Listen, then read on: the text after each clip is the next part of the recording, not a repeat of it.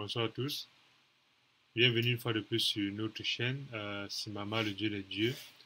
Aujourd'hui, nous étudions une question qui est un peu difficile souvent lorsqu'on n'est pas vraiment habitué au christianisme. On est habitué généralement à dire dans le christianisme manger la chair, boire le sang. Et ça ressemble aux choses qui font peur dans le monde, dans les pratiques compliquées, dans les pratiques d'incantation. Et souvent, pour ceux qui ne comprennent pas bien, ça peut prêter à confusion. Et même pour ceux qui comprennent bien aussi, il y a une symbolique à l'intérieur qui est assez profonde. Et aujourd'hui, nous intéressons à cette symbolique-là. Lorsque nous regardons la symbolique du pain, la symbolique de la chair, la symbolique du sang, il y a beaucoup d'endroits dans la Bible où Dieu nous explique en fait la quintessence de ces choses-là. Et quand nous regardons dans Exode 12, lorsque Dieu institue la Pâque aussi est symbolisée par un agneau qu'on doit immoler, qu'on doit utiliser son sang pour mettre sur les portes de nos linteaux et qu'on doit aussi consommer la chair et ne pas garder cette chair-là jusqu'au matin. Ça veut dire que c'est une chair précieuse et son sang aussi est un sang très précieux. Lorsque Jésus-Christ vient, il est Emmanuel. Humainement parlant, il est le fils de Marie. Aussi, il est l'Emmanuel, le Dieu avec nous. Spirituellement parlant aussi, il est loin, le Machia, loin. Loin qui est celui-là qui devait venir rétablir l'alliance entre les hommes et Dieu lorsque Adam a fauté à la première alliance. Et naturellement, il a plusieurs casquettes. Et une des casquettes aussi, c'est qu'il est l'agneau de Dieu qui ôte les péchés du monde. Et on doit voir le parallèle avec cet agneau-là et celui de Exode. Dans Exode 12, il est dit à partir du verset 1, à partir du verset 3, parlez à toute l'assemblée d'Israël, dit, le 10e jour de ce mois, on prendra un agneau pour chaque famille, un agneau pour chaque maison. Si la maison est trop peu nombreuse pour un agneau, on le prendra avec son plus proche voisin, selon le nombre de personnes. Vous compterez pour cet agneau d'après ce que chacun peut manger. Un agneau, selon ce que chacun peut manger. Verset 5, ce sera un agneau sans défaut, mâle, âgé d'1 an. Vous pourrez prendre un agneau ou un chèvreau. Vous le garderez jusqu'au 14e jour de ce mois et toute l'assemblée d'Israël l'immolera dans les 2 soirs. On prendra de son sang et on en mettra sur les 2 poteaux du linteau de la porte de la maison et où l'on le mangera. Cette même nuit, on en mangera la chair rôtie au feu. Et on la mangera avec des pains sans levain et des herbes amères.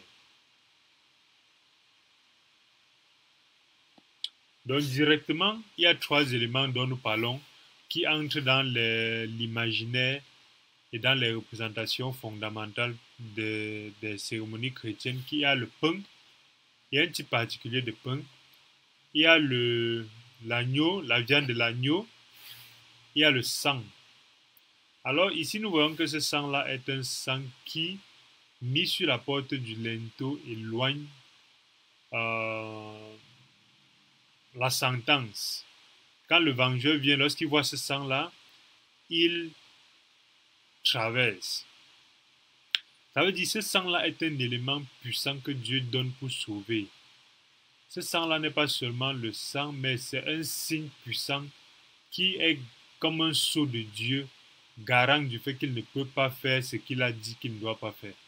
Ça veut dire, même si pendant ce part-là, même s'il y avait des méchants dans une maison, les plus grands méchants d'Égypte dans une maison, et qu'ils respectent ce canevas que Dieu a donné, ils prennent un agneau, ils l'immolent et ils mettent le sang, ils mettent le sang sur le linteau.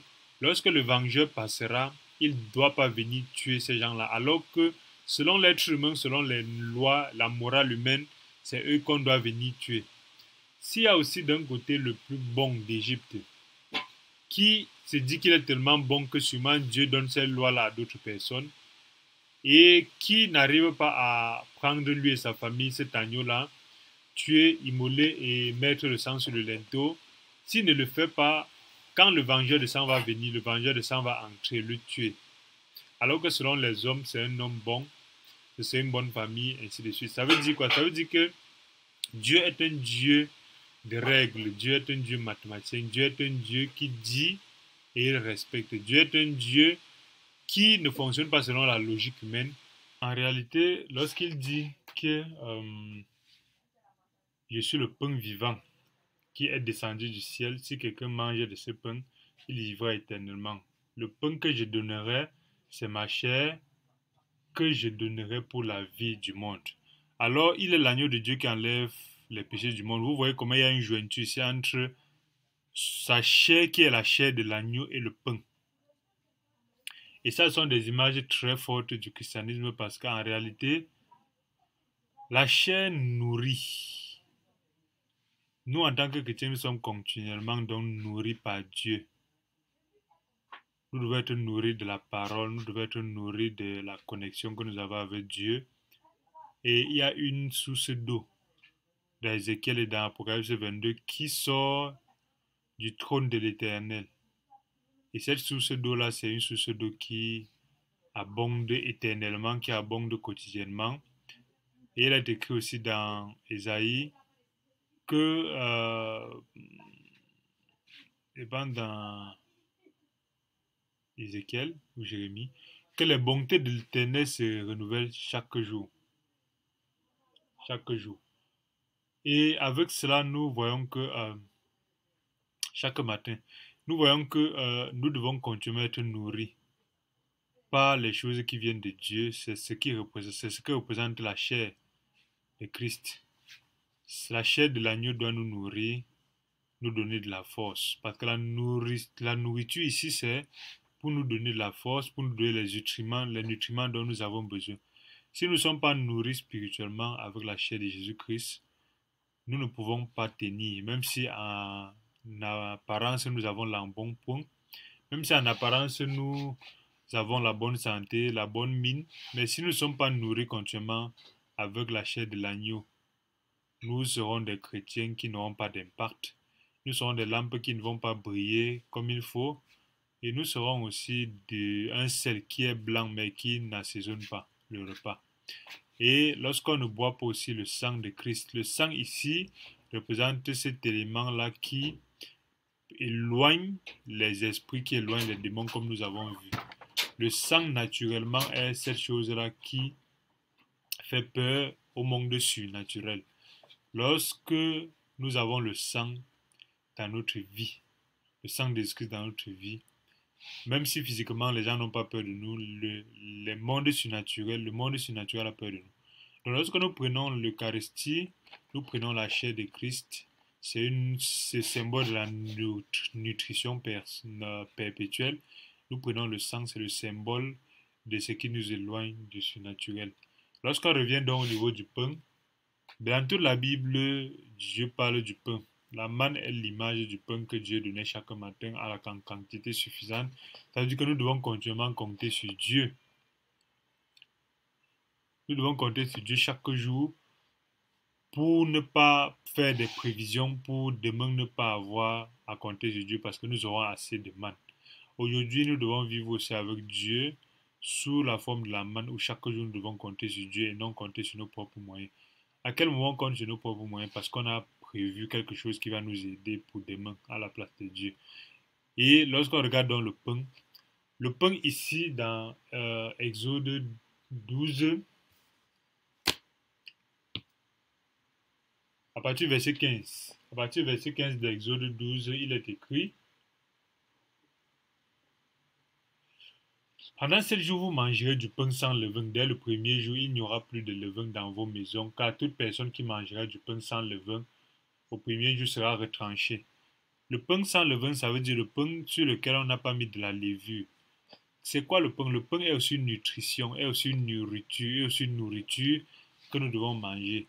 Mais le levain aussi est un élément qui change la nature du pain. Le levain travaille sur deux axes. Le levain travaille sur l'axe de changer la nature pour faire que le levain montre, que le pain montre ce qu'il n'est pas, ce qui est mauvais, ce qui est méchant. Parce qu'il y a beaucoup de chrétiens qui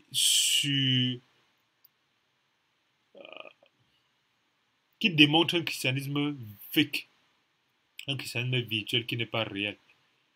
Ces chrétiens-là qui montrent le Jésus qui ne fait pas souffrir, le Jésus qui fait aller en Europe, le Jésus qui fait qu'on est devenu, on devient riche, le Jésus qui donne tout, qui empêche la souffrance, le Jésus bling bling.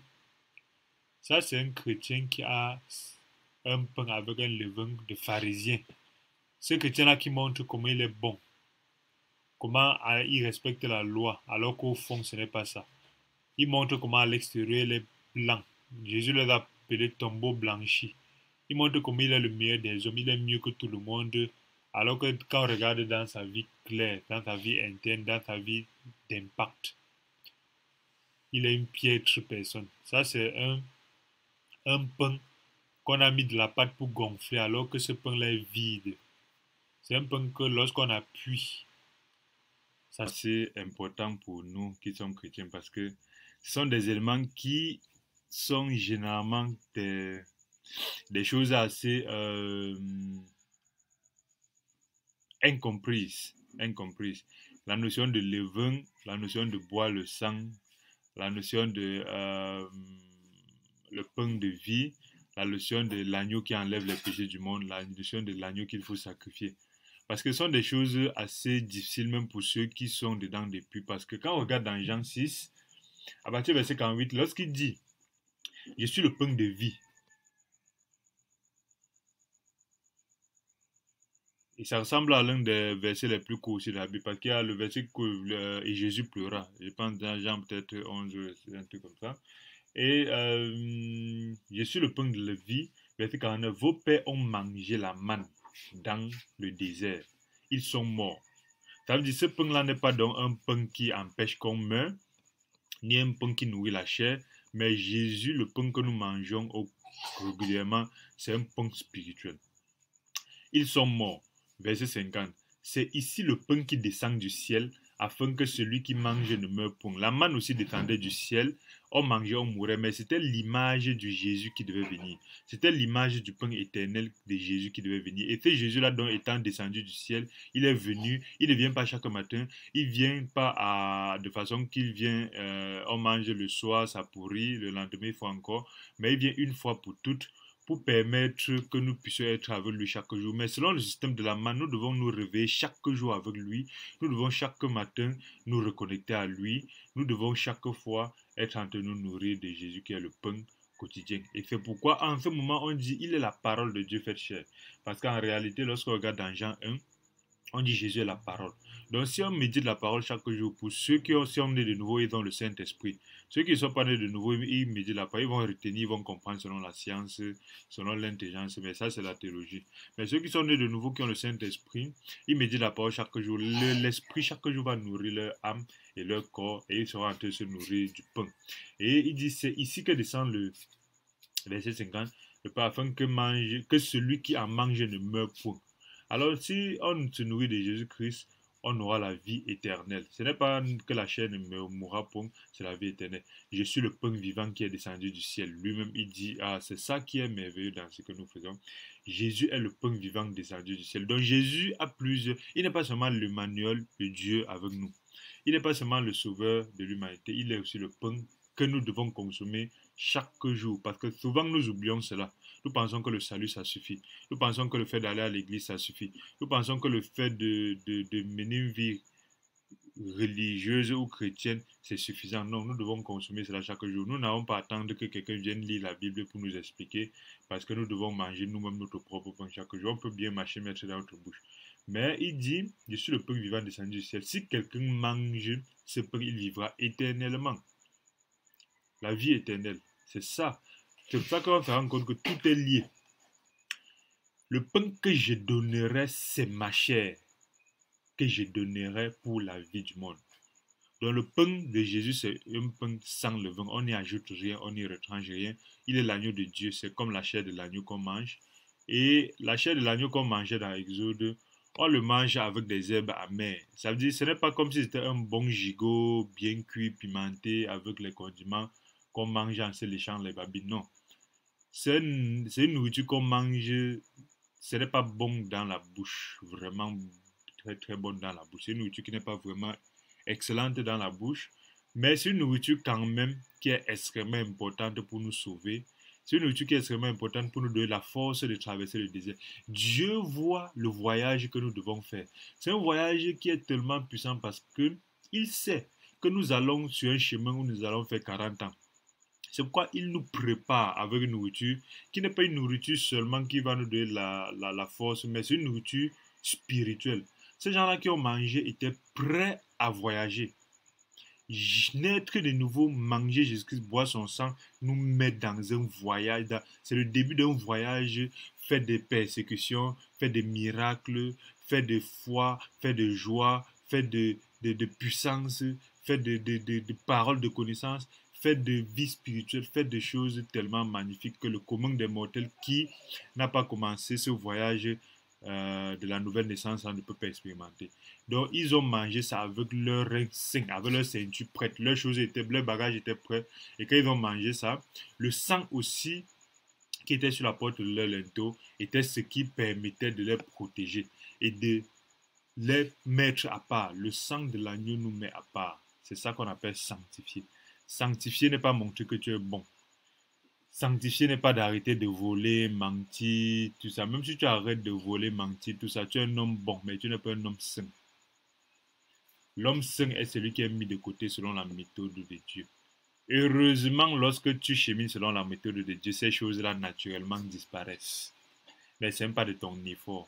Parce que c'est ça qui détruit la religion aujourd'hui. Donc le pain de Christ nous sanctifie aussi.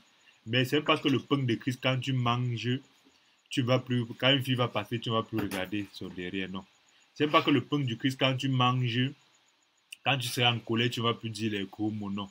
C'est que quand tu manges ce pain-là, l'esprit qui est en toi là te donne une certaine force qui au fur et à mesure tu ne te rends même pas compte, tu te vois en ne plus en train de faire ces choses-là.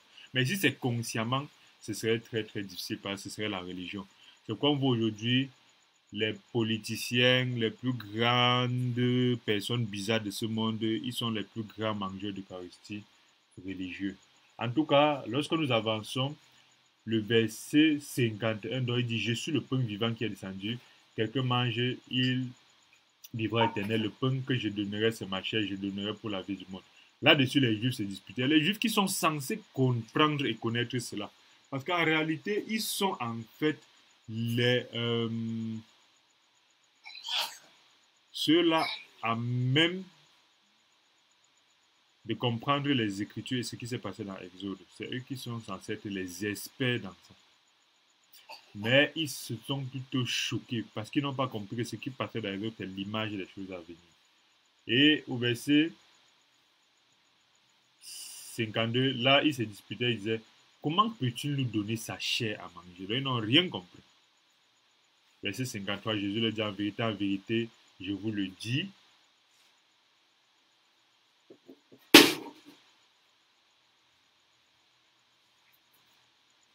si vous ne mangez la chair du Fils de l'homme, si vous ne buvez son sang, vous n'avez point la vie en vous-même. Celui qui mange ma chair et qui boit mon sang a la vie éternelle. Rappelons-nous de notre Eucharistie, lorsqu'on est né de nouveau. Je le ressusciterai le dernier jour. Rappelons-nous, puisqu'il a dit que tu vas vivre éternellement, mais il te dit quand même qu'il va te ressusciter, donc ta chair va mourir. C'est ça qui est clair, car ma chair est vraiment une nourriture et mon sang est vraiment un breuvage. Donc on ne doit pas jouer avec l'Eucharistie. Je ne sais pas comment les gens arrivent à jouer avec cela. Les gens arrivent à dire qu'ils sont chrétiens, mais ils jouent avec l'Eucharistie. Ce n'est pas ça qui nous sauve. Mais c'est quelque chose, une symbolique qui nous permet de suivre ce que Dieu a dit. Ce n'est pas l'Eucharistie qui nous sauve exactement comme c'est le salut. L'Eucharistie est vue un peu comme... c'est comme un enfant qui naît. L'Eucharistie ne nous donne pas la vie. Mais lorsque tu nais, il faut quand même t'occuper, qu'on s'occupe de l'enfant. Donc lorsqu'on naît de nouveau, il y a quand même des choses qui ne... C'est même pas ces choses-là qui nous font naître de nouveau, mais il y a quand même des choses que nous devons faire. Parce que si naître de nouveau, c'est comme si un enfant est né. C'est suffisant pour donner la vie. Mais il y a aussi des choses qu'il faut faire. Il faut le laver, il faut s'occuper de lui, il faut retirer ses... Il faut changer sa couche, il faut s'occuper de lui quand il va pleurer, quand il aura les difficultés, quand il aura peur. C'est exactement comme ça. Lorsqu'on est de nouveau, il y a nos couches qu'il faut changer, on va s'occuper de nous. Il y a aussi les choses que l'enfant doit faire chaque jour, il doit boire et manger. C'est la même chose à l'Eucharistie. Ce n'est pas l'Eucharistie qui permet que l'enfant naisse, mais c'est l'Eucharistie qui permet de faire grandir l'enfant solidement. Même sans ça, il peut grandir, mais il ne va pas grandir solidement en étant équilibré. Alors, le verset, n'ayez pas vu, celui qui mange ma chair, verset 55 dit, car ma chair est vraiment de la nourriture, mon sang est vraiment un bourreau. Celui qui mange ma chair et qui boit mon sang demeure en moi et je demeure en lui. Celui qui fait l'Eucharistie demeure en Christ. Celui qui ne fait pas, tant pis. Ce n'est pas ça qui fait que nous sommes sauvés, mais celui qui comprend que celui qui comprend comprend. 57. Comme le Père qui est vivant m'a envoyé et que je vis par le Père, ainsi qui me mange vivra par moi. C'est ainsi, c'est ici le pain qui est descendu du ciel. Il n'en est pas comme celui que vos pères ont mangé, la manne, et qu'ils sont morts. Celui qui mange ce pain vivra éternellement. Jésus dit ces choses dans la synagogue enseignant à Capernaum. Plusieurs de ses disciples, après l'avoir entendu, disent, cette parole est dure, qui peut l'écouter? Ils sont partis. Ils ont dit, ça c'est un sectaire, ça c'est un fou. Comment il veut qu'on le mange? Jésus, sachant en lui-même que ses disciples murmuraient, ce leur dit, cela vous scandalise-t-il? Et si vous voyez le Fils de l'homme monter où il était auparavant, c'est l'esprit qui vivifie. La chair ne sert à rien. Les paroles que je vous ai dites sont esprit et vie. Mais il en est parmi vous quelques-uns qui ne croient point.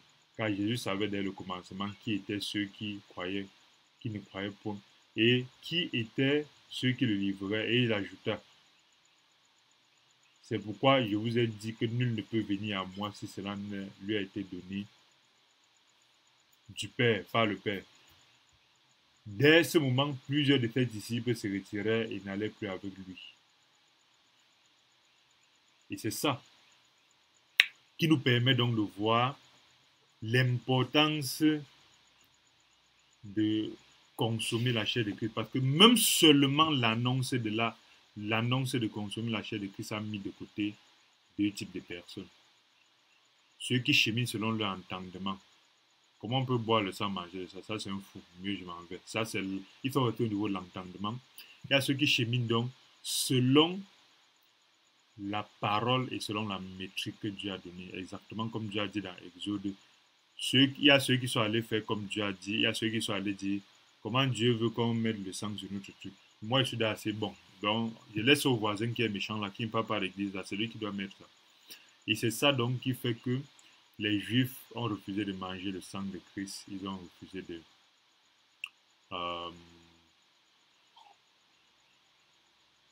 boire son sang. Et Jésus-Christ est donc devenu notre part parce que dans 1 Corinthiens 5, verset 7, il dit, faites disparaître le vieux levain, afin que vous soyez une pâte nouvelle, puisque vous êtes sans levain. Ah, c'est magnifique, c'est joli, c'est beau. C'est beau. Le pain sans levain dont nous parlions depuis tout à l'heure, nous sommes le pain sans levain. C'est-à-dire, nous consommons le pain sans levain et nous sommes aussi le pain sans levain. Car Christ, notre part, a été immolé. Verset 7. Faites disparaître le vieux levain.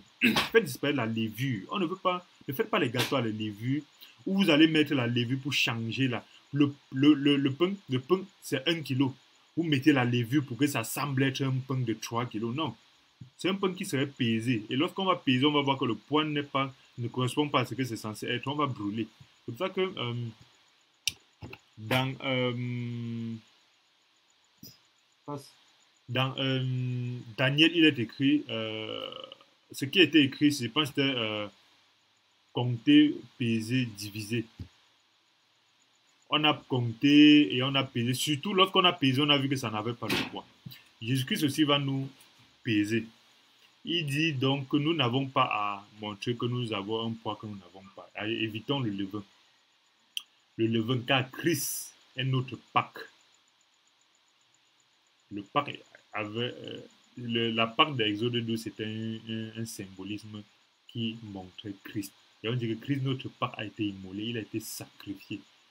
Aujourd'hui, nous buvons son sang pour nous éloigner des esprits maléfiques et pour montrer au vengeur du sang que nous sommes du côté de Dieu et qu'il passe, il s'en va faire son business ailleurs. Et nous mangeons sa chair pour avoir la force pour continuer à cheminer comme les gars avaient mangé sa chair pour cheminer dans le désert.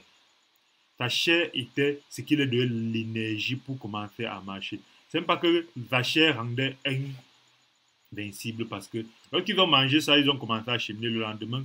Quand Pharaon les a poursuivis, les gars ils ont tremblé, ils ont eu peur. Mais c'était qu'ils étaient déjà sains.